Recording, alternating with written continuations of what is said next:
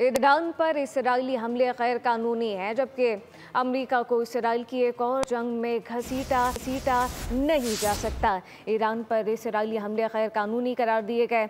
अमेरिकी सेनेटर ने ये कहा, जबकि अमेरिका को इसराइल की एक और जंग में घसीटा नहीं जा सकता। नेतन्याहू ने ईरान पर गैर कानूनी हमला कर दिया है। इसराइल ने जंग बंदी के सबसे बड़े मुज़ाकरात का कहा, जबकि हज़ारों शहरियों की जानों को ख़तरे में डाला गया है। अमरीकी सेनेट की जानिब से ये वाज़ेह किया गया, ईरान पर इसराइली हमले गैर कानूनी करार दिए गए। अमरीकी सेनेटर ने ये कहा, जबकि अमरीका को इसराइल की एक और जंग में घसीटा नहीं जा सकता। नेतन्याहू ने ईरान पर गैर कानूनी हमला कर दिया है और इसराइल ने जंग बंदी के सबसे बड़े मुज़ाकरात को रद्द किया है। हज़ारों शहरियों की जानों को ख़तरे में डाल दिया गया। ईरान पर इसराइली हमले गैर कानूनी करार दिए गए। सब्सक्राइब करें और बेल दबाएं ताकि कोई खबर रह न जाए।